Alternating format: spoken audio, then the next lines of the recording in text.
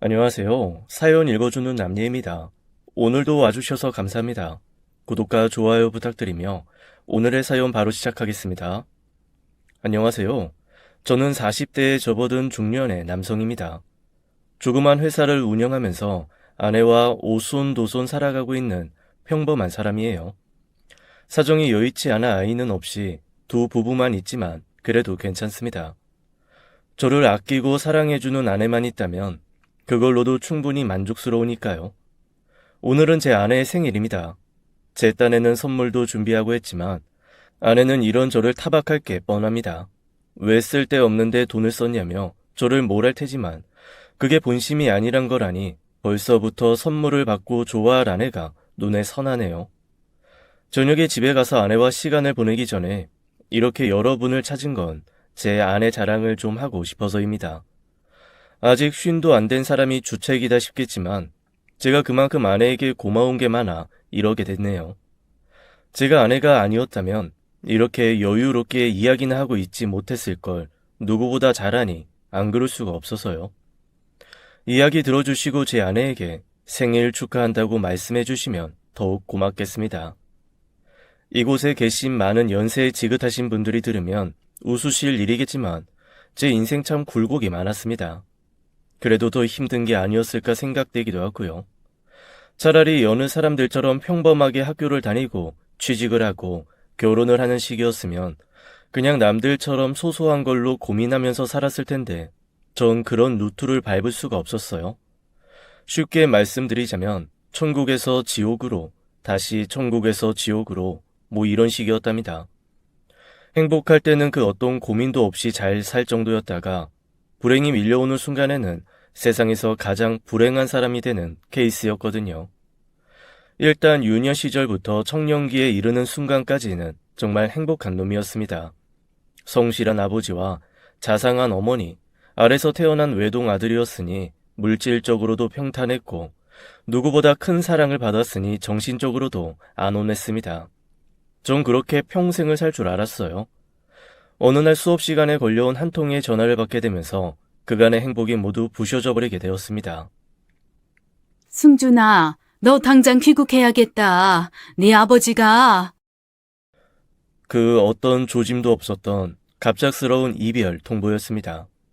술에 취해 집에 오시던 아버지가 아파트 계단에서 굴러 머리를 심하게 다쳐 그 자리에서 돌아가셨다는 고모의 연락이었어요.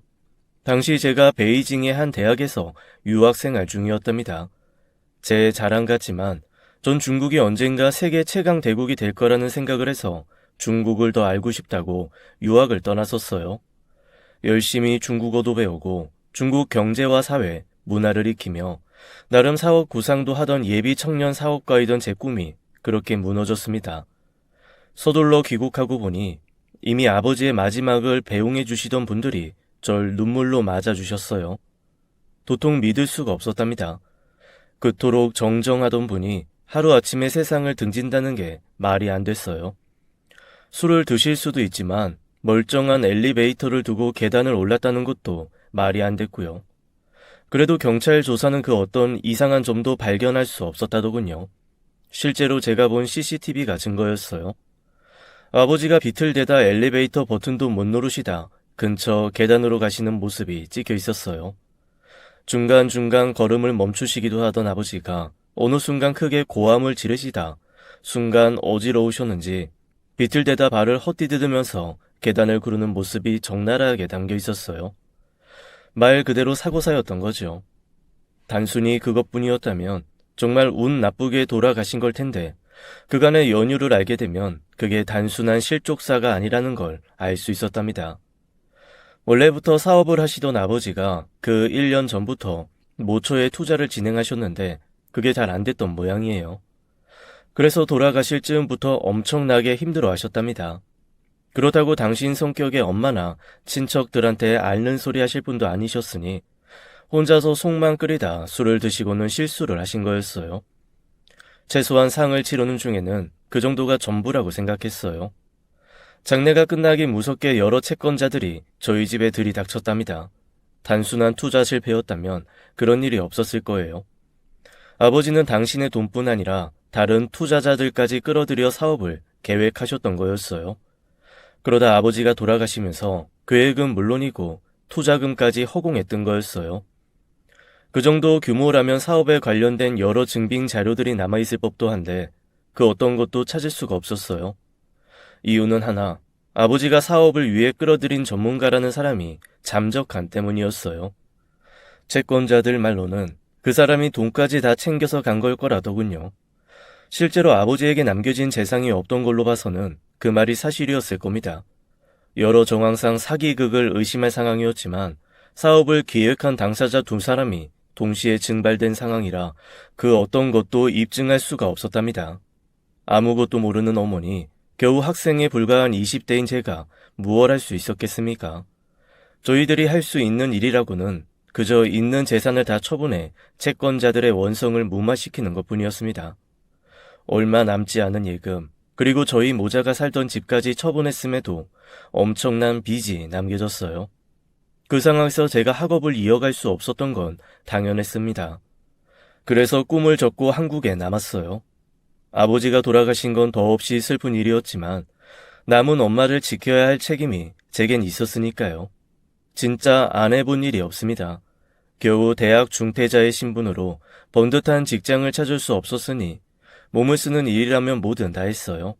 공사장 잡부, 대리운전, 마트 상하차 업무 등 돈을 준다는 일이라면 가리지 않고 다 했습니다. 그래도 저희 모자 살 집 하나 마련할 수가 없더군요. 결국 엄마는 외가로 내려가셨어요. 자기 때문에 아들인 제가 매일 저녁 끙끙거리는 신음을 내는 걸 지켜보기가 너무 괴로우셨던 거죠.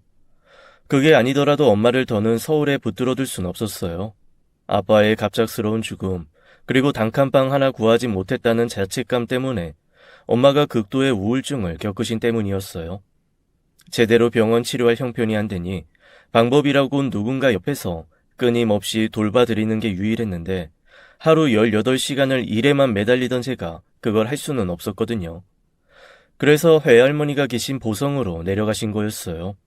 엄마가 자란 곳이니 그곳에서 외할머니의 보살핌을 받는다면 조금이라도 나아지지 않을까 하는 기대 때문이었답니다. 어찌 보면 제가 엄마를 돌볼 수 없어 내린 결정이었지만 나쁘지 않은 선택이었어요. 보성으로 내려간 뒤 엄마 상태가 많이 좋아졌거든요. 그러나 저는 아무것도 달라진 것이 없었어요. 여전히 제대로 먹지도 못하고 자지 않으며 일을 매달렸지만 제가 버는 돈 모두는 채무를 갚는 데 들어간 때문이었어요. 그러면 안 되지만 수시로 나쁜 마음을 먹을 수밖에 없는 이유였어요. 그나마 일할 때는 생각이라는 걸 할 겨를이 없어 조금 나았지만 녹초가 된 몸을 단칸방에 누이는 순간이면 수시로 그런 충동에 시달려야 했답니다. 그럴 때마다 혼자 남겨질 엄마를 생각하며 참고 또 참았습니다. 처음 험한 일을 할 때만 해도 매일 저녁 집에 돌아오면 파스 신세를 져야 했던 몸이 어느 때부터는 파스의 도움 없이도 잠을 청할 수 있게 되었습니다. 그러면서 정신도 조금씩 맑아졌어요. 당장 하루 지내는 것에만 급급하던 것에서 벗어나 조금씩 미래를 그려볼 수 있게 되었고요. 아마 아버지가 돌아가시고 나서 3년 정도 지난 후부터 그랬던 것 같네요. 거기에는 사람들의 도움이 있었답니다. 아무것도 모르던 제가 3년이란 긴 시간을 꾸준히 채무를 변제하자 처음에는 불신의 눈으로 바라보던 채권자들이 저를 믿어주셨어요. 그중 가장 제게 큰 도움을 주셨던 성일실업 윤정일 사장님이 직접 하신 말씀이세요. 솔직히 우리 모두는 이미 그 돈을 날렸다고 생각했어. 이 박사장 돌아가시면서 재산이 텅 비어있다는 걸 봤으니 그럴 수밖에 없지. 이 아들인 자네가 빚을 갚는다고 아무리 말을 한들 그 말을 누가 믿나. 근데 자네는 단 한 번도 약속 어기지 않고 꾸준히 돈을 갚아 나갔지. 내가 사람 보는 눈이 틀린 건 아니었어. 박 사장이 그랬고 자네가 그랬지. 다만 박 사장이 사람을 잘못 들인 것뿐이지만 말일세. 그 송상무라는 사람 어쩌면 처음부터 그럴 작정으로 온 게 아닐까 싶어. 윤 사장님 말이 맞았을 겁니다. 근데 경찰도 밝혀내지 못한 걸 전들 무슨 수가 있었겠습니까? 그 사람이 직접 나와서 자신이 저지른 죄라고 고백하지 않는 이상 밝힐 방법이 없었답니다. 그만큼 철저하게 일을 진행시켜 나갔던 거죠. 어차피 지난 일이었어요. 제가 그 사람을 잡는다고 한들 사라진 돈이 나오지 않을 거란 정도는 알았으니까요. 제가 한 일은 과거에 집착하는 게 아니라 오늘을 충실히 사는 거였습니다. 그리고 한 걸음 더 나아가 내일을 만들 계획을 세우는 거였고요. 감사하게도 채권자분 상당수가 채무 탕감에 동의해 주셨답니다. 안 그런 분도 계셨지만 그건 당연한 거였어요. 그래서 제가 새로운 출발을 할 수 있었던 거였지요. 지금도 전 그때 채권자 중 몇몇 분과 여전히 관계를 유지하고 있을 정도로 제겐 소중한 인연이었다고 생각하고 있습니다. 그러나 역시 가장 소중한 인연은 아내였지요. 아내가 없었다면 전 진짜 절대로 다시 일어서지 못했을 겁니다. 제가 윤 사장님과 몇몇 채권자 분들의 도움으로 예전에 아버지가 하시던 사업을 다시 재건하기 시작했답니다. 아버지가 원래 하시던 게 오퍼상이었어요. 무역업을 하셨죠. 차이가 있다면 저는 중국을 대상으로 사업을 구상했다는 정도일 겁니다. 아무래도 중국에 관심이 많았고 공부도 한 때문이었겠지요.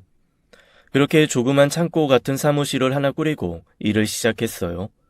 돈도 없고 하니 혼자서 시작했지만 그건 한계가 있었어요. 결국 사람이 하나쯤은 필요하다 싶었는데 그때 마침 주변 분이 한 사람을 소개시켜 주셨답니다. 아내였습니다. 내 아는 분의 따님인데 대학에서 경제학을 전공한 재원이라네. 이야기하다 보니 자네한테 도움이 될 것 같아서 말이야. 안녕하세요. 송이나입니다. 제가 도움이 될지는 모르겠지만 열심히 할 각오는 돼 있어요. 저야 너무 감사합니다만 보다시피 저희 회사가 회사랄 처지도 아니에요. 급여도 많이 못 드릴 거고 일만 많을 텐데 괜찮으시겠어요? 네, 지금은 그럴 거지만 나중에 잘 되면 저 엄청 연봉 주셔야 돼요. 그러실 수 있죠? 네, 물론입니다. 나중에 저보다 더 연봉 많이 받게 해드릴게요. 참 든든했습니다. 아무것도 없는 저를 믿는다는 식으로 말하는 그 사람이 얼마나 힘이 됐는지 모릅니다. 책임감이라는 게 참 무섭대요. 저 혼자 사무실을 꾸릴 때 이쯤에서 포기할 법할 일들도 막상 제가 월급을 챙겨줘야 할 직원이 생기자 쉽게 포기가 안 되더라고요. 무엇보다 아내가 절 그렇게 놔두질 않았어요. 사장님, 제가 정리해서 드린 중국 판매처 현황 자료 검토 다 하셨어요? 아, 그거 아직이요. 다른 거 할 게 너무 많아서. 힘드신 건 알지만 그것부터 먼저 하셔야 돼요. 일단 대략적인 판매처 현황이 파악돼야 국내 수량 확보도 계획도 서니까요. 오늘은 집에 들어갈 생각하지 마시고 그것부터 하세요. 네, 알겠습니다. 가끔 보면 아내가 사장 같고 제가 직원 같았어요. 직원이 그리 열성적이니 사장인 제가 한시도 게으름을 부릴 수가 없었죠. 덕분에 집에도 못 가고 사무실에서 쪽잠을 자는 일이 한두 번이 아니었어요. 사업을 해보신 분은 제 말이 뭔지 아실 겁니다. 돈도 없고 거래처도 드문 초창기엔 진짜 왜 그리 바쁜지 모르잖아요. 그래도 그때만큼 열정적이었던 때가 또 있을까 싶기도 해요. 한편으론 그립기도 한 시절이었지요. 제가 그러는 건 당연했어요. 제 회사고 제 사업이니까요. 근데 아내까지 그러는 건 정말 놀랄 일이었지요. 월급도 얼마 못 받는 직원이면서 저랑 똑같이 일을 했답니다. 심지어는 저처럼 사무실에서 쪽잠을 자기도 했어요. 남자도 아니고 여자잖아요. 너무 감사한 일이었지만 부담이 안 될 수가 없었죠. 아무리 사장과 직원 사이라고 해도 다 큰 성인 남녀가 단둘이서 조그만 사무실에서 밤을 새는 거였으니까요. 이나 씨는 들어가세요. 며칠 전에도 철야했잖아요. 제가 들어가면요. 남은 거 사장님이 다 정리하실 수는 있고요. 저희 납기일 못 맞추면 클레임은 고소하고 당장 손해배상 들어올지도 모르는데 돈 많으세요? 그럼 저 집에 들어가서 편하게 자고요. 그게... 그래도 힘들잖아요. 저 괜찮아요. 화장실 가서 사장님 얼굴부터 보고 오세요. 모르는 사람이 보면 눈 밑에 화장품 바른 줄 알겠어요. 저 잠시 일하고 있을 테니까 요 앞에 사우나라도 다녀오세요. 사우나 갈 시간이 어딨어요. 일해야지. 저 괜찮아요. 사장님 때문이 아니라 저 때문이에요. 잠시 졸기라도 하고 싶은데 사장님이 계시니까 그러지도 못하잖아요. 남자가 왜 그리 눈치가 없어요? 죄송해요. 저 그럼 딱 1시간만. 어서 가세요. 어서. 아내에게 쫓겨나다시피 해서 사우나로 가는데 왜 그리 설렜는지 몰랐어요. 아내가 그랬거든요. 남자가 눈치가 없다고. 그게 왜 설렜냐고 그러실지 모르는데 아내 눈에 제가 사장이 아닌 남자로 보인다는 뜻으로 들려서 그랬답니다. 그래서 안 되지만 어느 순간부터 제가 아내에게 호감이 생겼답니다. 사실대로 말하자면 처음 본 그 순간부터일 수도 있고요. 아내는 어땠는지 모르지만 전 그랬답니다. 그래서 처음 저희가 제대로 된 거래를 성공시키고 나서 서로 너무 기쁜 마음에 포옹을 하고는 깜짝 놀랐던 거지요. 저는 저대로, 아내는 아내대로 얼굴이 후끈 달아올랐던 그날은 여전히 제 인생에서 가장 아찔했던 날 중 하나였답니다. 사장인 저보다 더 진심이었던 아내의 도움 때문인지는 몰라도 중국과의 거래선 확보는 차곡차곡 그 성과를 이어갔답니다. 덕분에 회사도 조금씩 더 커질 수 있었지요. 그래봐야 구멍가게 수준이었어요. 아무래도 가장 큰 문제는 자금의 한계 때문이었답니다. 저희처럼 작은 회사에는 은행들이 대출을 꺼려하는 통에 자금 확보가 언제나 가장 큰 문제였답니다. 때론 장부상으론 흑자인데도 불구하고 받아야 할 돈이 제때 들어오지 않아서 곤란을 겪은 적도 비일비재했지요.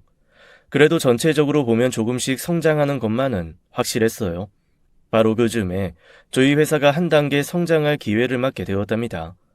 저희와 거래를 하던 중국 업체에서 저희 회사의 성실성과 비전을 믿고 더 큰 거래처와 저희를 연결시켜 주었답니다. 그 업체와 연결되는 순간 저희 회사의 매출 규모가 비약적으로 성장할 수 있는 한마디로 절호의 기회였어요. 그래서 진짜 목숨 걸고 달려들었지요. 그러면서 문제가 생겼어요. 그 거래처의 높은 분이 소위 말하는 관시를 요구하셨답니다. 우리말로 풀명 관계란 뜻인데 중국에서 사업을 하려는 분이면 꼭 만나게 되는 문제랍니다. 쉽게 말하면 인맥을 만드는 거죠. 그러려면 뇌물 같은 게 따라 붙어야 하고요. 그렇게 인맥을 만들면 공식적으로는 거의 불가능한 일도 해결 가능하다고 할 정도로 중국에서 관시는 절대적인 힘을 발휘하는 거랍니다. 모르는 건 아니었지만 그걸 만들자면 비공식적인 자금이 적잖이 요구되는 상황이었어요. 공식적인 자금 만들기도 힘들어하던 저희한테는 진짜 불가능한 일이었죠. 아쉽지만 포기하는 수밖에 없었어요. 어쩔 수 없잖아요. 다음 기회를 노리는 걸로 해요. 그래도 너무 아까운 기회인데 이것만 잘 되면 저희 진짜 탄탄대로까지는 아니래도 적어도 비포장도로는 벗어날 수 있다는 거 아시잖아요. 알죠. 그런데 어째요? 우리 형편에 그 사람이 말하는 걸 어떻게 맞춰주겠어요? 그래도 너무 아까운데. 미안해요. 사장이 무능해서 기회를 날리네요. 내가 더 열심히 일할게요. 아내의 얼굴에 서운함이 한가득이더군요. 사정을 아는 사람이면 누구나 다 그랬을 겁니다. 아무리 그래도 아내가 그런 일을 벌일 줄은 몰랐습니다. 정 사장한테서 메일 온 거 봤어요? 성의 보여줘서 고맙다고 이 일 진행하자는데요. 이게 무슨 일이래요? 이나 씨 뭐 아는 거 있어요? 물 건너간 거라 생각했던 일이 성사됐다는 연락을 받았답니다. 상식적으로 이해가 안 됐어요. 그쪽의 요구 조건을 맞춰주지 못한 상황이라 더 그랬죠. 화를 냈어도 뭐라 하지 못할 상황에서 날아온 호의였으니 어안이 벙벙했어요. 중국 사람들이 그런 식의 호의를 이유 없이 보여주는 사람이 아니란 걸 잘 아니 더 이해가 안 됐어요. 저 사실은 아내가 말도 안 되는 짓을 벌였더라고요. 그쪽에서 요구하는 걸 아내가 맞춰준 거였어요. 어떡해요? 우리 돈 없잖아요. 은행에서 대출도 못 받았는데 설마 사채라도 쓴 거예요? 왜요? 아무리 좋은 기회라고 해도 사채를 쓰는 건 정말 아니잖아요. 이나 씨 그렇게 생각 없는 사람이었어요? 어떻게 사장이 나한테 말도 안 하고 사채를 끌었어요? 그래요. 저 생각 없어요. 생각 없으니까 엄마가 결혼자금으로 쓰라고 준 돈 덜컥 갖다 바쳤지. 죄송해요. 일개 직원 나부랭이가 마음대로 일 벌려서. 네? 결혼 자금이라니 그게 무슨 소리예요? 사채 안 썼다고요. 제가 쓴 거 제 결혼자금이에요. 됐어요? 아내가 집행한 자금의 내역도 놀라웠지만 제 말에 삐진 기색을 드러내는 아내를 보니 그게 더 무서웠네요. 아니, 내 말은 그게 아니고, 이나 씨가 왜, 회사 일이잖아요. 사장도 아닌데 왜 결혼 자금을. 그럼 어떡해요? 천금 같은 기회를 쳐다만 보고 있어요? 아무리 그래도, 성공해서 다시 돌려주셔야죠. 이자 엄청 붙여서. 왜 그냥 떼먹으시려고요? 그러셔도 제가 할 말은 없죠. 제 맘대로 한 거니까. 뭐 어차피 결혼할 때 쓰라고 준 돈이니까 그 돈 못 찾으면 사장님이 저 책임져 주시지 않을까요? 네? 아, 그게 무슨, 아니에요. 뭐예요? 빨리 다음 준비해야죠. 네? 네. 그렇게 아내 덕에 생각지도 않은 기회를 잡을 수 있었어요. 덕분에 탄탄한 거래처를 확보하게 됐고, 이 일로 업계 내에서 저희 회사도 알려지게 되기도 했어요. 회사 입장에서 보면 한 단계 진전을 이룬 셈이지만, 사실 진짜로 중요한 건 그게 아니었어요. 아내가 했던 말이 그거였지요. 돈을 못 찾으면 책임을 져주면 된다는 말입니다. 제가 아무리 여자를 몰라도 그 말이 뜻하는 게 뭔지 모를까요?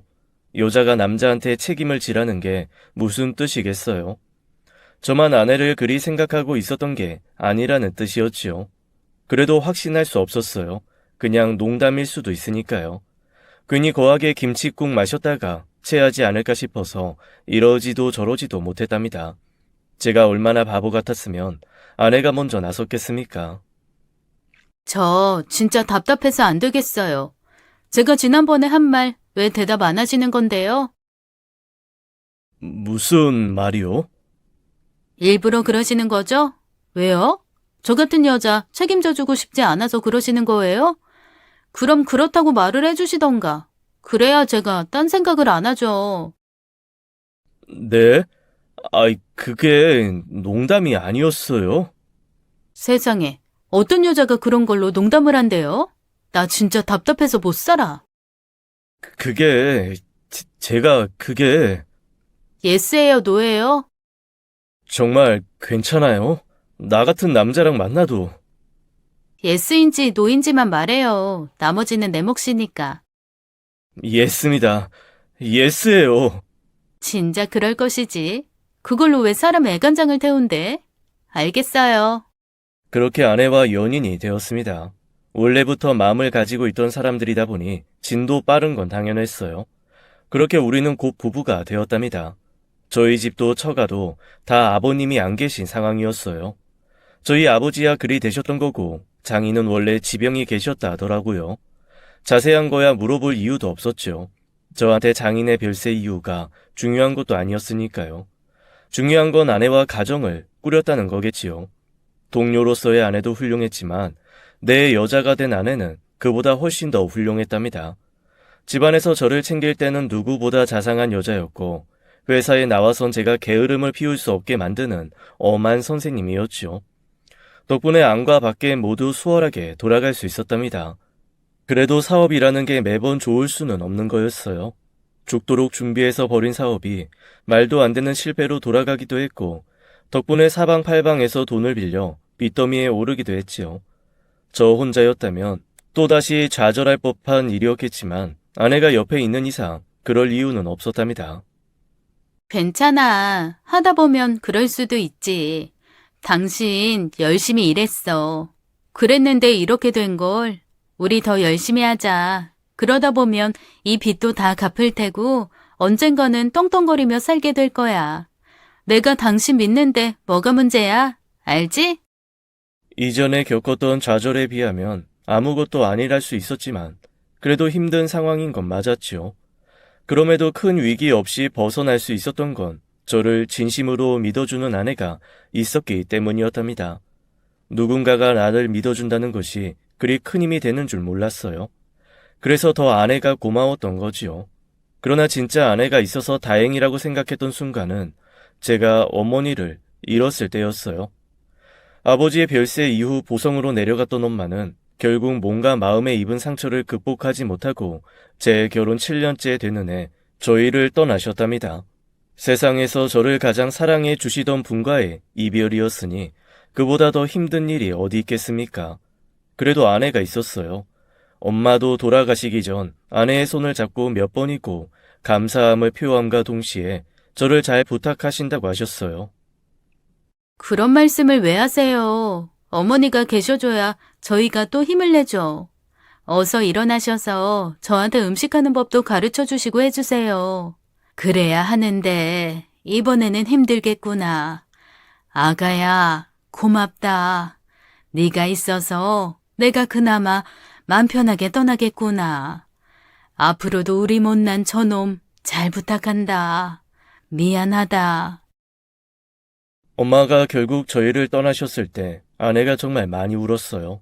장모님도 그러셨지요. 장모님은 저희 엄마의 영정을 품에 안고 몇 번이고 미안하다고 그러셨답니다. 뭐가 미안한 게 있어 저러나 싶을 정도였어요. 그냥 하시는 말씀이신 거죠. 당신은 아직 남았는데 엄마가 먼저 가셨으니 그리 느끼시는 거라고 생각했어요. 사실은 정말 미안한 게 있으셨답니다. 저희 장모 참 여린 분이시거든요. 처음 저를 볼 때부터 그랬어요.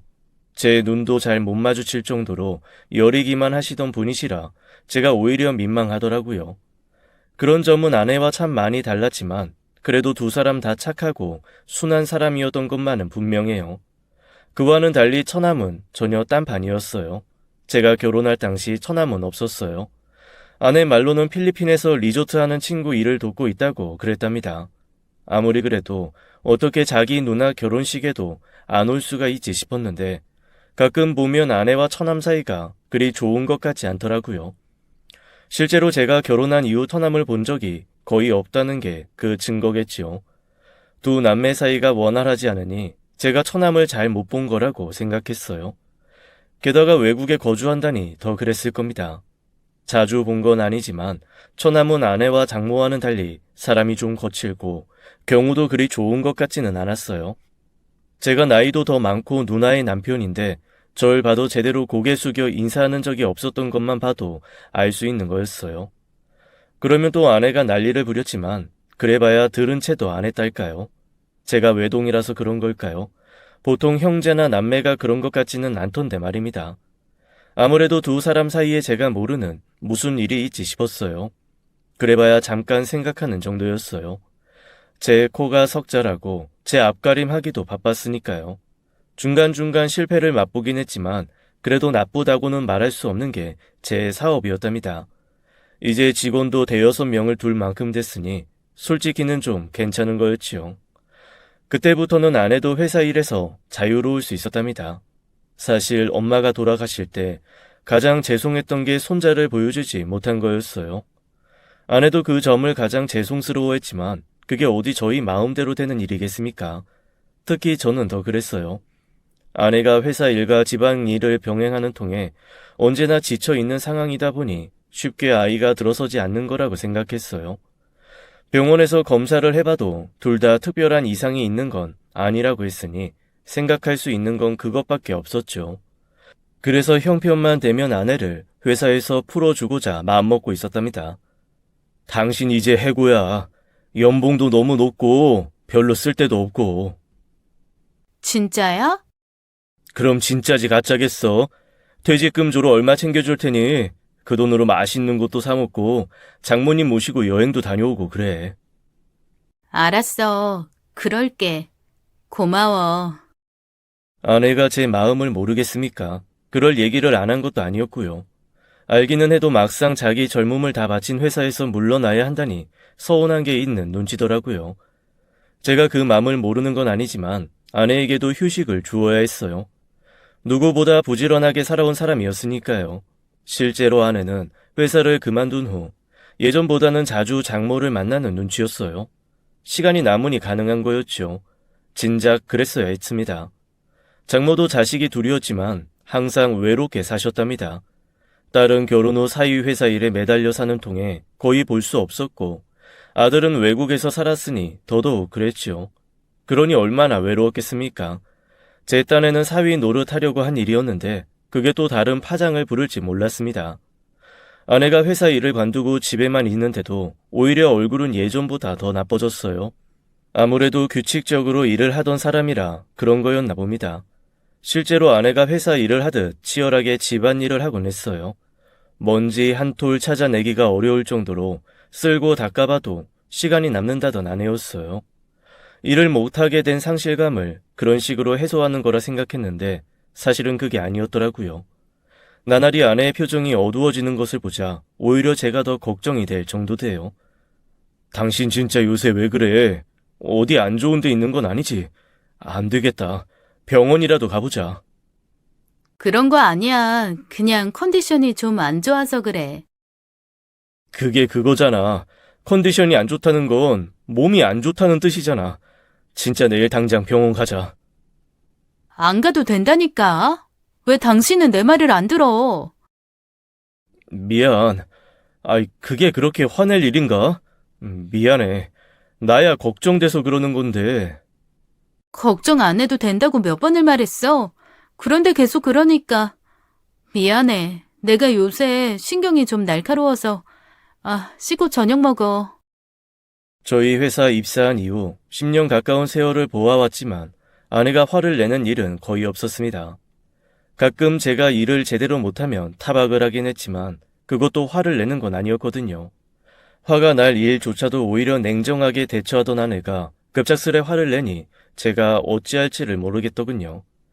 그제서야 제가 아내를 회사에서 배제시킨 게 오히려 역효과를 부른 게 아닌가 싶어졌지만 그렇다고 다시 회사에 나오랄 수는 없었습니다.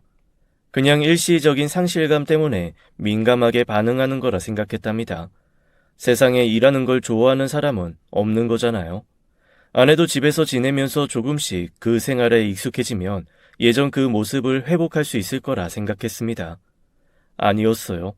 나날이 아내의 짜증은 늘어만 갔습니다.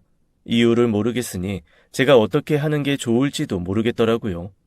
최대한 아내의 심기를 건드리지 않으려고 노력했어요. 아내는 그런 대접을 받을 자격이 있는 사람이었으니까요. 알고는 있지만 저도 사람이지요. 어느 순간엔 저도 모르게 욱하게 되더라고요. 피곤하면 저녁 배달시킬까? 당신 좋아하는 떡볶이 어때? 떡볶이가 저녁이 돼? 그냥 밥 차리면 돼. 떡볶이가 싫으면 중국집 시킬까? 괜찮다고. 저녁 한다는데 왜 그래? 왜 그러긴. 만사가 귀찮다는 얼굴이니 그러지. 요새 진짜 왜 그래. 병원 가자면 괜찮다고 그러면서 막상 보면 언제나 피곤해하고 말할 때도 요새 맨날 짜증 달고 사는 거 알아? 미안해. 내가 착한 사람이 아니라서 그런가 보지. 왜 또 믿고 와? 내가 그런 말 듣자고 이래? 그만하자. 이제 그만할 거면 처음부터 시작 안 했으면 좋았잖아. 참 이상하더라고요. 정말로 힘든 시절을 겪을 때에도 저희 부부 단 한 번도 싸우질 않았어요. 그때는 정말 서로 피곤하고 힘들어서 조금만 삐끗했다면 엄청 싸웠을 텐데 안 그랬거든요. 근데 이젠 싸울 거라고는 전혀 없어진 상황에서 그러고 있으니 이해도 안 되고 뭔가 이상하다 싶기도 하고 그랬어요. 뭐 주변 사람들 말을 들어보면 결혼하고 한 10년 되고 그러면 그럴 때가 있다고들 해서 그런가 보다 생각했어요. 근데 그런 이유로 치부하기엔 아내가 너무 달라진 것도 사실이었거든요. 수시로 부딪히는 일이 늘어난 게 그 증거였어요. 주말 같은 경우엔 하루 서너 번도 그랬으니까요. 저도 참 피곤했지만 그래도 아내처럼 이상한 생각을 하지는 않았어요. 나 진짜 힘들어. 우리 그만하자. 그래, 이렇게 싸우는 게 뭐 좋은 일이라고. 그럼 내가 서류는 준비해 올게. 서류라니? 무슨 서류? 방금 말했잖아. 그만하자고. 당신도 그러자면서. 그러니까 이혼 서류 해온다고. 너 미쳤어? 갑자기 이혼은 무슨 소리야? 내가 언제 이혼하지? 그냥 이런 식으로 다투는 거 그만하자는 거지. 그게 그거지. 우리 이렇게 살아봐야 맨날 다투기만 하고 서로 상처만 주고 살 거야. 그냥 조금이라도 좋은 감정 남았을 때 정리하는 게 맞는 것 같아. 말 같지도 않은 소리 그만해. 나 못 들은 걸로 한다. 이렇게 회피한다고 뭐가 달라져? 그냥 내 말대로 해줘. 내가 지금까지 당신한테 뭐 부탁한 거 있어? 아니지? 그러니까 그냥 처음이자 마지막으로 내 부탁 들어준다 생각하고 이혼하자. 안 하던 부탁을 왜 하고 그래?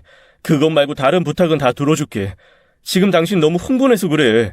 좀 가라앉히면 다시 얘기하자. 너무 놀라서 제가 생각이 정리가 안 됐어요. 이혼이라는 건 꿈에서도 생각하지 않았던 일이었어요. 이제 간신히 먹고 살만해졌는데 그래서 아내를 위해서 해줘야 할 일들을 찾는 중인데 아내는 갑자기 이혼을 하고 싶다며 저를 압박해왔어요. 저로선 절대 받아들일 수 없는 일이었답니다. 이 세상에 제게 남은 유일한 제 것이 아내였는데 그걸 포기하라는 걸 어떻게 받아들일 수 있겠습니까?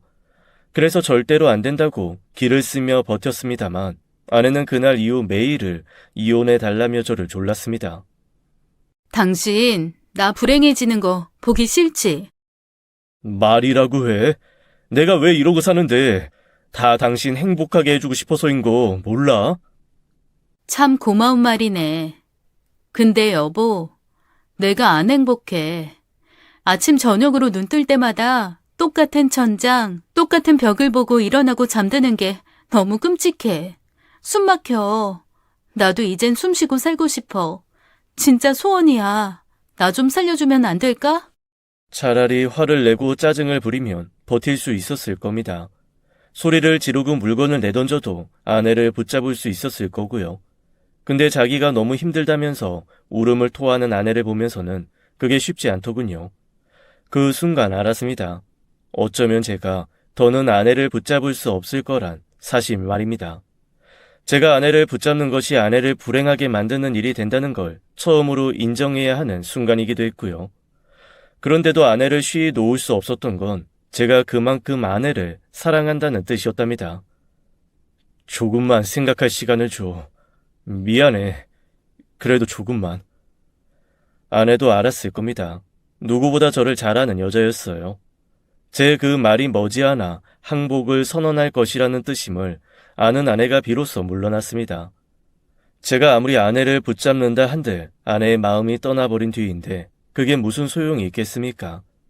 한동안 멀리했던 술을 찾을 수밖에 없었습니다. 맨정신으로는 그때의 상황을 견딜 자신이 없었던 때문이었어요. 때론 대리기사의 어깨에 매달려 오기도 하고 또 때론 직원의 부축을 받으며 들어오기도 했습니다. 그런 저를 보며 아내가 어떤 표정을 지었는지는 모르겠습니다. 궁금했지만 보지 않으려 애를 쓴 때문이었습니다. 혹시라도 저를 한심하다고 보지 않을까 무서웠거든요. 아내 말대로 회피한다고 해도 언젠가는 끝이 있는 거지요. 우리 이제 한 달 후면 남이 되는 거네. 양육권이야 애가 없으니 다툴 필요도 없고 위자료는 안 줘도 돼. 나 이제 집에 들어가서 짐 챙겨서 나갈게. 일단 엄마한테 가 있을 거야. 왜 그렇게 서둘러? 누가 쫓아내는 것도 아닌데. 그리고 위자료는 받아. 법이 정한 대로 줄 거니까 그렇게 알아. 아니야, 나 진짜 돈 필요 없어. 애가 있는 것도 아닌데. 너 진짜 왜 그래? 아까 법원 안에서 본 사람들은 한 푼이라도 더 받겠다고 혈안이던데 자기가 뭐라든 난 줄 테니까 그런 줄 알아. 나 갈게. 오늘 집에 안 들어갈지도 모르니 꼭 오늘 안 나가도 돼. 나 보기 싫어서 나간다는 거잖아. 나 가. 조금은 더 깔끔한 이별이었기를 바랐지만 그럴 수 없었어요. 다 큰 남자가 길거리에서 울기라도 하면 그보다 더 추한 건 없으니까요. 그래서 서둘러 자리를 벗어났답니다. 결국 기댈 곳은 또 술뿐이었네요. 그렇게 술을 마시고 다음날 출근을 했다 집으로 들어왔어요. 크게 달라진 것은 없었어요. 언제나처럼 깔끔하게 정리된 집이었으니까요. 다만 옷장 안에 걸려있던 아내 옷 몇 개랑 화장품 같은 것들이 사라진 걸 제외하면 아내의 부재를 느낄 만한 것은 없었답니다. 금세라도 아내가 문을 열고 저를 반길 것 같은 환상 속에서 며칠을 살았어요. 아버지가 돌아가시고 어머니가 시골로 가신 뒤 혼자서 울며 지냈던 홍제동 단칸방도 이렇게 춥지는 않았답니다. 왜 살고 있는지조차 모르겠더라고요. 새삼 아내의 빈자리가 느껴지는 몇몇 밤을 보낸 뒤였어요. 회사를 퇴근하긴 했는데 집으로 갈 자신이 없었답니다. 혼자서 외로움에 몸소리칠 자신이 없었던 거죠. 그래서 회사 근처에서 술을 마신 것까지는 좋았는데 눈을 떠보니 집이 아니더라고요. 에이, 사장님, 다 왔습니다. 차는 여기 되면 될까요? 네, 감사합니다. 대리기사가 떠난 후 억지로 몸을 일으켰답니다. 근데 저희 집이 아니었어요. 제가 술이 취해서 저희 주소 대신 장모님 주소를 불렀더라고요. 저랑 아내가 열심히 발품을 팔아 마련한 깔끔한 신축 빌라였어요. 그걸 받고 장모가 얼마나 눈물을 흘리셨는지 모릅니다. 자기 같은 주인한테 이 무슨 가당치도 않은 선물이냐면서요. 사실 선물이라는 건 말이 안 됐어요. 이전에 장모가 살던 빌라를 팔면 끼케야 몇천 정도 더 보태는 수준이었으니까요. 그래도 감사하다며 손수건을 적시던 분이셨지요. 막상 오기는 왔는데 제가 들어갈 수는 없었죠. 이러지도 못하고 저러지도 못하는 상황이었답니다. 바로 그때였어요. 누군가가 제 차 창문을 두드렸답니다. 박서방인가? 자네 여긴 어쩐 일로? 제가 창문을 내리자 장모의 인상이 구겨지대요. 아이고, 술 냄새. 도대체 얼마를 마신 게야? 이러고 있지 말고 들어가세. 어여. 장모님 죄송해요. 제가 못나서 죄송합니다. 왜 눈물이 났던 걸까요? 일단은 죄송했습니다. 자기 딸을 그렇게 만든 죄인이었으니까요. 한편으로는 이혼을 하게 되면 장모를 못 본다는 서운함도 컸지요. 엄마가 돌아가신 뒤 장모는 제가 가엾다면서 많이 안타까워 해주신 분이셨거든요. 엄마는 아니지만 엄마 같은 그런 존재였지요. 그런 분을 잃는다는 생각에 울컥 눈물이 났던 거였어요. 이 사람이 왜 그래? 안 되겠다. 어서 들어가자. 어서. 못 들어가요. 이나가 저 보기 싫대요. 이나가 저 보면 싫어할 거예요. 이나 없어. 내가 지 이모 집에 심부름 보냈어. 매일 울고 있는 꼴이 보기 싫어서. 이나가 왜 울어요? 저랑 이혼해서 속이 시원해서 운대요. 그만하고 들어가세. 나 추워. 그렇게 장모의 집으로 들어갔습니다. 정말로 아내는 없었어요. 장모가 꿀물을 타온다며 분주한 사이 제 눈길은 자연스레 TV 장식대에 있던 아내의 사진으로 갔답니다. 저희가 연애할 무렵의 아내였어요. 활짝 웃고 있는 그 사진을 좀 더 자세히 보려고 몸을 일으키다 제가 넘어졌어요. 술이 많이 취했더라고요. 꽈당하는 요란한 소리와 함께 장모가 달라봐선 혀를 차시더라고요. 자네 왜 이래? 어머, 어째? 피나잖아. 잠시만, 119 불러야 하나? 허둥징둥 하시는 게 제가 좀 다친 모양이었어요. 아무 느낌도 없었는데 말이죠. 괜찮아요. 저 아무렇지도 않아요. 아무렇지도 않긴. 자네 얼굴에 피가 흥건한데. 손으로 문질러 보니 피가 묻어나오긴 하대요. 넘어지면서 모서리에 쓸린 걸 수도 있고 장모의 걱정대로 심하게 부딪혀 제대로 찢어진 걸 수도 있었어요. 그게 무엇이든 상관없었어요. 저 진짜 아무렇지도 않았어요. 바로 그때였답니다. 문이 열리더라고요. 그리고 아내가 들어왔어요. 엄마, 다녀왔어요. 이모 없어서 집 앞에. 뭐야? 당신 얼굴 왜 그래? 아내가 피칠갑이 된 제 얼굴을 보고는 소스라치게 놀랐답니다. 바로 화장실로 들어가 온수에 적신 수건을 가지고 나와서는 제 얼굴을 닦았답니다. 다행히 크게 찢어진 건 아닌 눈치였어요. 당신 왜 이러는데? 여긴 왜 와서 이래? 나 진짜 너무 속상해. 간만에 느껴보는 아내의 걱정스러운 눈길과 다정한 손길에 저도 모르게 긴장이 풀어졌나 봐요. 진탕 마신 술까지 더해지니 저도 모르게 스르르 눈이 감기고 말았네요. 얼마를 잔 건지 모르겠습니다. 제가 침대에 누워있대요. 몸을 일으키려는데 쉽지 않았습니다. 술이 많이 된 이유도 있겠지만 그보단 그 침대에서 아내의 채취가 묻어나오는 통에 일어나고 싶지 않다는 게 더 맞았어요. 바로 그때 밖에서 두 사람의 대화가 들려오대요. 너 진짜 박서방 저리 둘 거니? 저러다 사람 잘못되면 어쩌려고. 너 온 지 며칠이나 됐다고 얼굴이 저게 뭐야. 사람이 아주 반쪽이 됐어. 내가 무슨 면목으로 박서방을 봐. 그럼 어떡해. 내가 저희 옆에 있으면 종길이가 수시로 나타나선 돈 달라고 그럴 텐데. 지금이야 나겠지만 내가 계속 못 준다고 그러면 결국 저희한테 갈 거야. 종길이는 그러고도 남지. 그럴 바엔 차라리 내가 집을 나오는 게 나아. 이야기를 해. 박서방이라면 충분히 이해할 거다. 자기가 선을 긋든 돈을 주든 하겠지. 그래도 네가 있는 게 저 사람한테는 더 좋은 일일 텐데. 엄마가 뭐랬어? 아빠가 저희 집안 망하게 한 죄 다 갚으려면 결혼이 아니라 그보다 더한 거라도 해야 한댔지? 그래서 했어. 알아. 내가 저 사람 진짜 사랑해서 한 거지. 그래도 처음엔 아니었잖아. 엄마랑 내 죄책감 씻어보겠다고 일부러 접근한 거잖아. 아빠란 사람 자기가 실컷 잘못해놓고는 죽을 때가 되는 그 사람 좋은 사람이었다고 죄를 갚겠단 말밖에 더 했어? 그걸 왜 우리한테 떠넘기냐고. 사실 원망 많이 했지만 저 사람이랑 있다 보니 그런 것조차 고맙더라. 아빠가 죄를 지어서 내가 좋은 사람 만나게 됐다 싶어서. 그래서 정말 더 노력하고 더 사랑했어. 근데 이젠 그 아들놈이 저 사람 망칠지도 모르는데 내가 그걸 알면서 어떻게 그래. 다 부모 죄다. 못난 애미 애비 만나서 네가 못할 일을 하게 한 죄. 그러니 더더욱 니들은 잘 살아야지 않겠니? 넌 가만히 있어. 정 안 되면 내가 종길이 품에 안고 한강이라도 뛰어들 테니까.